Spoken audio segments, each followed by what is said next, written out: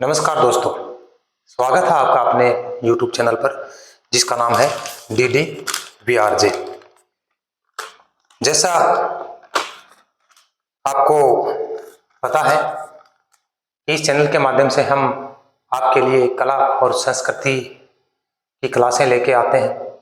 वो कला और संस्कृति के अंतर्गत हम आपको संत संप्रदाय जो है उसकी जो क्लासें हैं वो आपके लिए लेके आते हैं। और संत और संप्रदाय में जो अपना टॉपिक पिछले वीडियो के अंतर्गत चला हुआ था वो उसका नाम है विश्नोई संप्रदाय, जाम्भोजी इसके प्रवर्तक थे। बात यह है कि उस वीडियो के अंतर्गत पूरा जाम्भोजी का जो मैटर था वो संकलित नहीं हुआ था और मैंने उसमें बोला भी था कि अगले वीडियो में हम आप इसके आगे चर्चा करने वाले हैं। तो आज हम क्या करेंगे, इनकी आगे जो चर्चाएं हैं वो आपके साथ शुरू करेंगे। थोड़ा सा मैं पिछले वीडियो की ओर आपको लेके जाता हूं।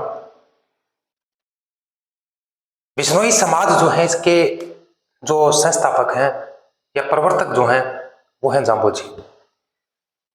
जाम्भोजी का जन्म गांव पिपासर नागौर में हुआ था।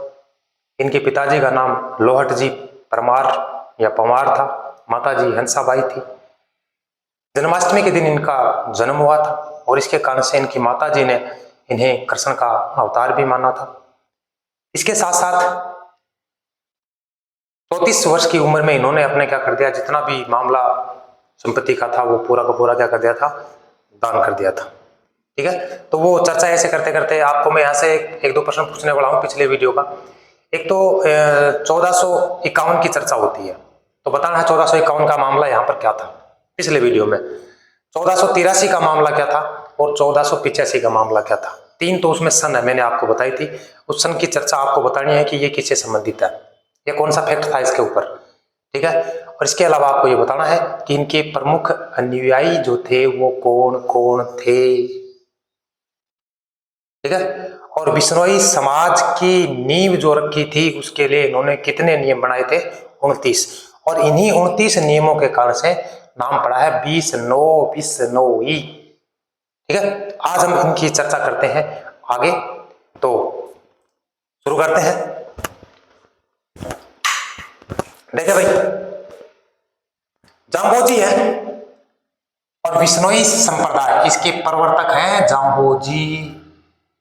ठीक है बैठो, समझ आवे ये बात है, बताया करो कदे करे तो समझ आवे को नहीं आवे, कदे ही घास कट रहे है हाँ तो कमेंट कराया करो, थोड़ा सो मारो भी हौसला बढ़ाने को प्रयास करना चाहिए था ना भी।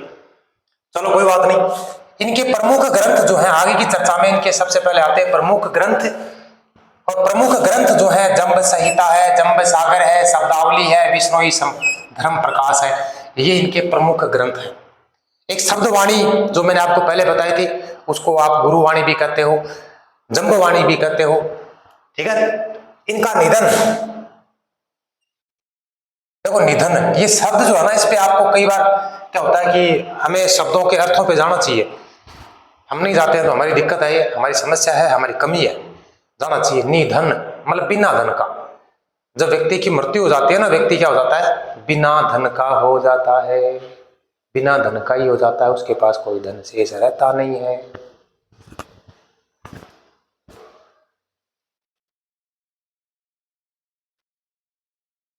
जब व्यक्ति की मृत्यु हो जाती है तो उस मृत्यु के बाद उसके पास किसी प्रकार का कोई धन नहीं रहता है, क्योंकि क्या लेके आया बंदा क्या लेके जाएगा, कुछ लेके नहीं आया था और कुछ लेके भी नहीं जाएगा तो उसे निधन कर देंगे।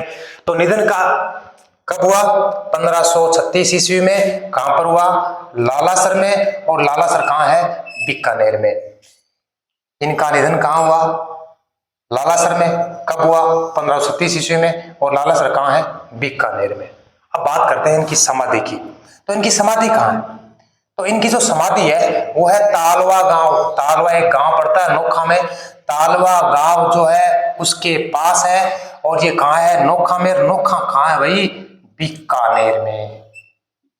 ठीक है, इनकी समाधि कहां है, तालवा गांव के पास नोखा में, बीकानेर में पड़ती है नोखा। और इस स्थान को मतलब समाधि वाला जो स्थान है, इस स्थान को मुकाम के नाम से जाना जाता है। किस नाम जाना जाता है भाई, मुकाम।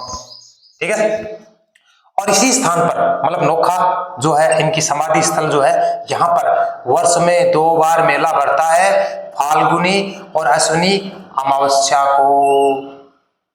ठीक है भाई, आगे चलते हैं। अब बात करते हैं बिश्नोई समाज के आराध्य स्थान कौन कौन से हैं। बिश्नोई समाज के आराध्य स्थान, तो भाई पहला तो है पीपासर। पीपासर क्यों भाई, जन्म स्थान है किनका, जाम्बोजी का। और पीपासर कहाँ है, नागौर में। और भाई बात यह है कि ये पीपा कहते किसको हैं, तो खड़ाऊ जो होती है ना, खड़ाऊ, खड़ाऊ जानोगे, बताओ देखा खड़ाऊ क्या नाम है। खड़ाऊ को पीपा के नाम से जाना जाता है। दूसरा है रोट। रोट कहाँ है, नागौर में। और यहाँ पर बिश्नोइयों का ये धार्मिक स्थान है। बिश्नोइयों का धार्मिक स्थान कहाँ है, रोट में। रोट कहाँ, नागौर में। आगे चर्चा करते हैं। नंबर 3 मुकाम। मुकाम अभी पढ़ गए हो आप, तो मुकाम कहाँ है, नोखा में, तालवा गांव के पास इनकी समाधि है, उसे कहते हैं क्या, मुकाम। अगला है जांगलू। जांगलू कहाँ है, बीकानेर में। और यहाँ चैत और भादवे की अमावस ने के भरे भाई मेड़ो, देखो मतलब 2 बार बढ़े। अरे चैत का महीना में, भादवे का महीना का माँ अमावस्या ने मेड़ो भरे तो 2 बार होगा ना, शाबाश की जबर है। जांगलू, और जांगलू घटा है बीकानेर में। कहां पर है भाई, बीकानेर में। अब है जांबा। जांबा कहां है, जोधपुर में। और इसे कहते हैं बिश्नोइयों का पुष्कर। कभी कभी इसको बोलना नहीं है भाई, कभी भी नहीं बोलना है, याद करना है, पूछा जाएगा। जांबा जोधपुर में, और इसे कहते हैं बिश्नोइयों का पुष्कर। और यहां पर क्या होता है भाई, चैत में, भादव में और अमावस्या में के भरे मेड़ो, 2 बार होगा ना। नंबर 6 राबड़ावास, ये भी कहाँ है, जोधपुर में। और यहाँ पर बिश्नोइयों का मंदिर है और उपदेश स्थल है। मतलब जाम्बोजी यहाँ क्या देते थे, उपदेश स्थल, उपदेश देते थे। और यहाँ अभी भी ये उपदेश देते ही है। तो राबड़ावास जोधपुर में, बिश्नोइयों का क्या है, यहाँ मंदिर है और यहाँ ये क्या है, उपदेश स्थल भी है। इसके बाद नंबर 7 क्या है, लालासर। लालासर कट है बीकानेर में। चर्चा आईडी है ना, जाम्बोजी को निधन कट हो लालासर में, कद हो 1536 ईस्वी में। तो इसलिए ये प्रसिद्ध है भाई, इनका आराध्य स्थान है किनका, बिश्नोइयों का। अब बात करते हैं आगे। बीकानेर के महाराजा ने इनके सम्मान में, किनके सम्मान में, जाम्बोजी के सम्मान में, इनका जो राज्य झंडा था ना, उस झंडे में खेजड़ी का जो वृक्ष जो था, उस वृक्ष की फोटो लगा रखी थी। ठीक है, तो बीकानेर के महाराज ने इनके सम्मान में अपने झंडे में खेजड़ी जो वृक्ष है ना, उसकी प्रतिमा, फोटो, पिक्चर लगा रखी ही। तो बताना यह है कि वो महाराज कौन सा है, ये महाराज कौन है, देखा आपका झंडे का मां खेजड़ी के वृक्ष की फोटो लगा रखी ही। ठीक है, अब आगे हो गई, वृक्षों हेतु बलिदान देने को क्या कहा जाता भाई, वो भी एक प्रकार को साको के अलावा साका। साको जानोगे, अरे साको वो को नहीं, अजय देवगन वाली फिल्म को साका को नाम बोलियो मैं, साका, अमरीश पुरी, अजय देव ना ना, साको बलिदान है। अरे पहलो साको कठोड़ो, अरे दुर्ग रणथंभौर में कौन करायो, दूसरो साको चित्तौड़गढ़ में कौन करायो, पहलो दूसरो तीसरो साको कराने वाला आदमी एक ही हो, नाम पूछो था मैं तो बता दियो कौन है। और कद हो पहलो साको, रणथंभौर दुर्ग में हो पहलो साको। तो यहां देखो, वृक्षों के लिए यदि कोई व्यक्ति बलिदान देता है तो उसको क्या कहा जाएगा, खंडाणा साका कहते हैं। खंडाणा साका किसे कहते हैं, यदि कोई व्यक्ति वृक्षों के लिए अपने प्राणों को त्याग देता है, बलिदान कर देता है, तो उसे क्या कहते हैं, खंडाणा साका। ठीक है भाई, अब मत आगे चर्चा करूंगा, क्या की करूंगा, चर्चा करूंगा खिजड़ली की और अन्य बातों की। तो थे इन्हें उतारना चाहो तो भाई साहब उतार ले।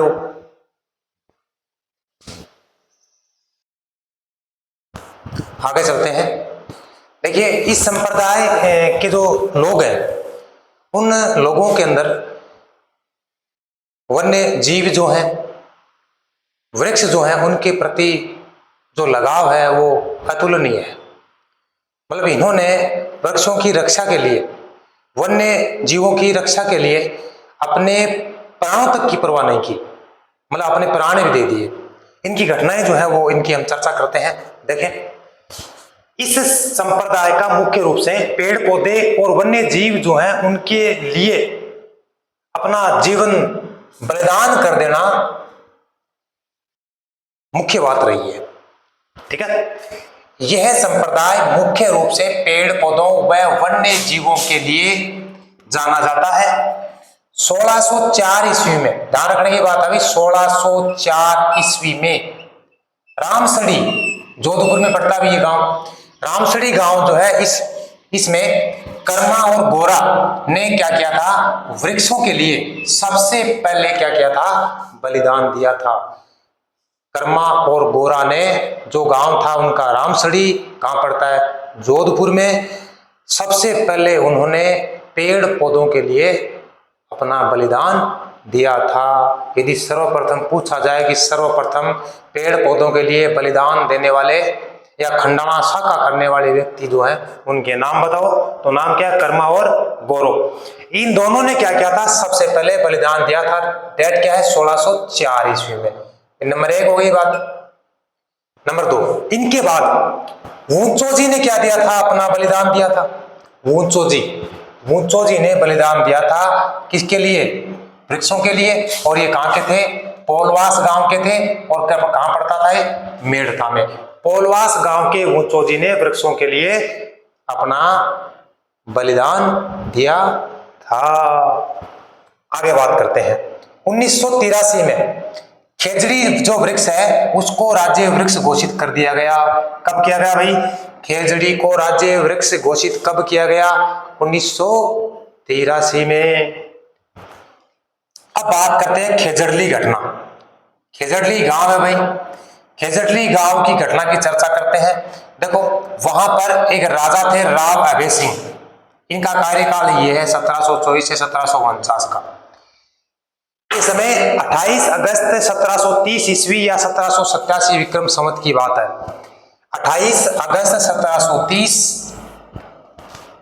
को इन्होंने, इनके सेनापति थे, सेनापति गिरधर दास भंडारी।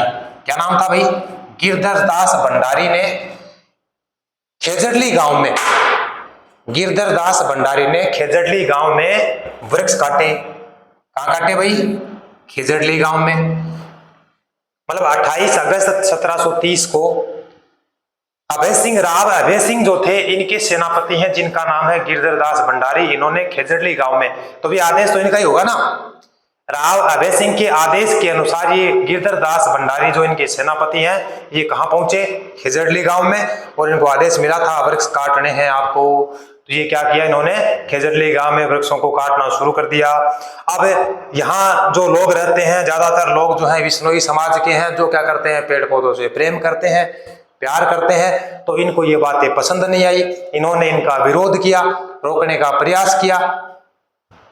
फिर भी भाई राजा मानने वाले थोड़ी है, मानने नहीं कि भाई हम तो काटेंगे। ये हो कौन मान रोकने वाला, राजा कौन है, मैं यहाँ, मैं राजा को सेनापति हूं, तो मैं क्या करूंगा, मैं तो पेड़ पौधा काट सूं। तो गांव का बोला भाई ते काट सो तो मारे जीवता तो काट को नहीं सको और मैं मर जावा जना, कोई बात नहीं। तो फिर क्या हुआ, इसे रोकने के लिए गांव वाले जितने भी लोग थे, बहुत सारे लोग इकट्ठे हो गए थे और वो क्या कहे, इनका विरोध किया। फिर भी ये मानने वाले नहीं थे। तो भाई इनमें देखो, जिसे रोकने के लिए अमृता देवी इनका नाम क्या होता है, ये बिश्नोई है, अमृता देवी बिश्नोई, ये क्या कर रही थी, जो रोकने वाले लोग है ना, जो इनका विरोध करने वाले लोग हैं, इनका नेतृत्व कर रही थी। तो इन्होंने क्या किया कि हम आपको पेड़ पौधे काटने नहीं देंगे। तो ये क्या गए, पेड़ पौधों की लिपट गई कि हम नहीं काटने में, बात भर ली रे भैया, पेड़ पौधा गए बात भर के बोलिया को नहीं काटन दिया। अब सेनापति जो को भंडारी जी है, बाग खुद गई गो मन नटका, मैं बोला अगर मारा होता सकता तो काट को नहीं सको, मारे चल जावा तो अलग बात है। तो सेनापति ने आदेश दिया अपने सैनिकों को, भाई आगे सागे काट दो, आगे काट दो। तो क्या हुआ, अमृता देवी बिश्नोई जो थी, इनके नेतृत्व में लिपट का गांव का लोग बहुत सारा औरत और पुरुष सब लिपट गए पेड़ों के। तो उन्होंने जब जरा सी दया नहीं आई उनको, उन्होंने क्या किया, पेड़ों के साथ साथ जो चिपटे हुए लोग है ना, जो बांट गाल रखी, बान भी साथ में काट दिया। तो कितना लोग कट गया, देखो 363 लोग उन वृक्षों को बचाने के लिए उन वृक्षों के साथ कट गए थे। इनमें 294 तो क्या थे, पुरुष थे, 294 क्या थे, पुरुष, और 69 क्या थी, महिलाएं। भाई लुगाई भी पीछे को नहीं थे, समझोगे कि लुगाई कुछ कौन कर सके। देखो भाई यहाँ पर भी इनका बलिदान का जो चर्चा है वो आपके सामने हो रही है। तो भाई 363 लोगों ने पेड़ों को बचाने के लिए खेजड़ली गांव में अपने प्राणों का बलिदान कर दिया था। इसमें 294 तो कौन थे, पुरुष थे, 69 कौन थी, महिलाएं थी। अब बात करते हैं कि वृक्षों के लिए प्रथम महिला, यहां पर गांव खेजड़ली की बात है, यहां पर जो बलिदान दिया था तो प्रथम महिला कौन थी, प्रथम महिला का नाम है अमृता देवी, और प्रथम पुरुष कौन थे, अनंतोजी। प्रथम महिला अमृता देवी और प्रथम पुरुष जो कटे थे उसका नाम क्या है, आनंदोजी। शुरुआत किनसे हुई, महिला अमृता देवी और पुरुष कौन है, आनंदोजी। ठीक है भाई। तो इन्होंने क्या किया था, ये राव अभय सिंह के सेनापति के द्वारा काटे गए जो वृक्ष थे, वृक्ष काटने की जो प्रक्रिया थी, इनका विरोध किया गया, और विरोध करने के बाद मान्य नहीं तो ये क्या हुए, पेड़ों से लिपट गए, कहा कि भाई हम जब तक हैं तब तक कोई पेड़ काट नहीं सकते, हम मर जाएं तो आप फिर तो कुछ भी करो, हमें क्या फर्क पड़ता है। तो फिर भी क्या किया इन्होंने, देखो इनकी सोच देखो पेड़ों के लिए। और आपा भी एक आधा पेड़ पौधा लगाओ, आगे लगाना चाहिए, मौसम बढ़िया है, लगाओ।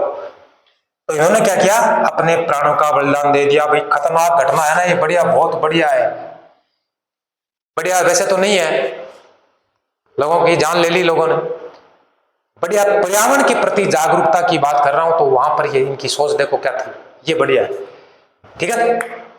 12 सितंबर को खेजड़ली दिवस मनाया जाता है, प्रत्येक वर्ष 12 सितंबर को खेजड़ली दिवस मनाया जाता है।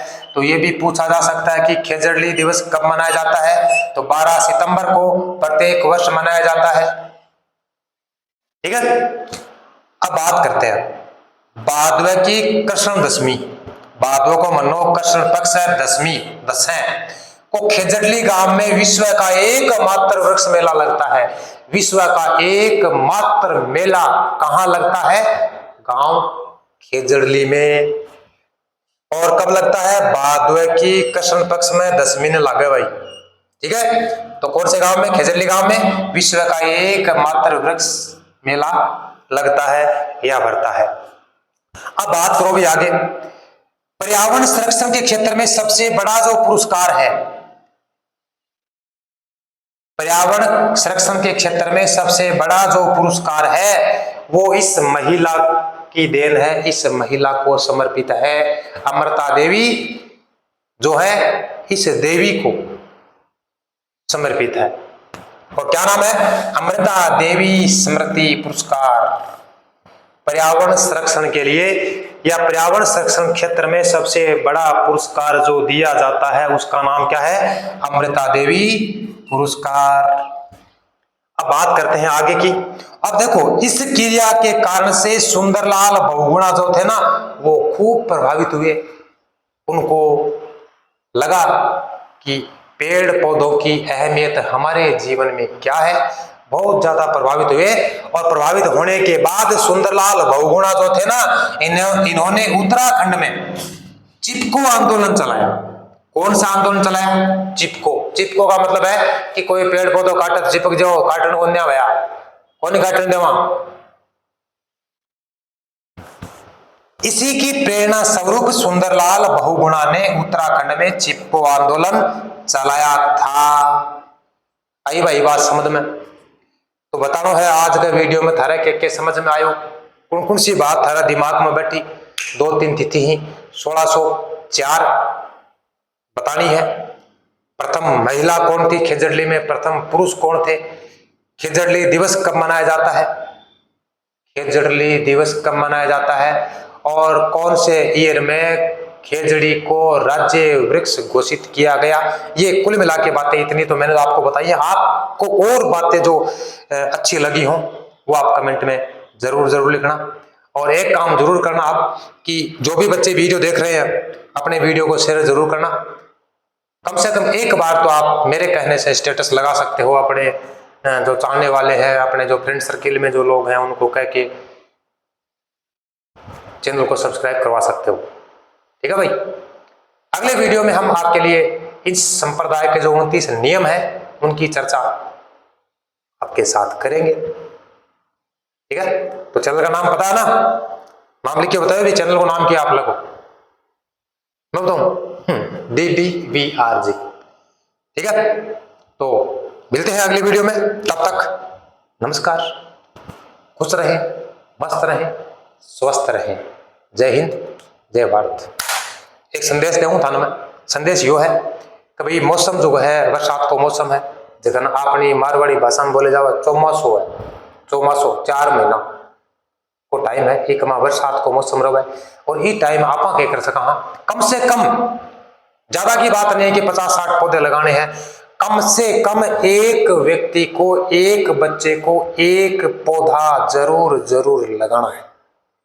देखो पौधा लगाने मात्र से काम चलने वाला नहीं है, कम से कम आपको पौधे को 4 से 5 साल तक उसकी सेवा करनी पड़ेगी। और यदि ये जिम्मा आप ले लेते हो तो भाई मेरा संदेश जो आपको मैंने दिया है मैं आपका आभारी रहूंगा, और ये समाज जो है ये आपका आभारी रहेगा, और ये देश जो है ये भी आपका आभारी रहेगा। ज्यादा लगा इसको एक तो मैं बताया कम से कम, है ना, हर साल एक पौधा लगाना चाहिए कम से कम। अब मान लीजिए अपनी 60 साल की उम्र है, 70 साल की उम्र है, तो 60-70 पौधा अपन लगा देना चाहिए। और कोई टाबर यदि नहीं लगाए तो पहले कम आज को जी 25 साल को गो, 24 साल को गो, 23 को गो, और मैं एक ही पौधों को लगाओ तो भाई जी 24 लगाओ साग है। हाँ ठीक है, चलो भाई, धन्यवाद, जय हिंद, जय भारत।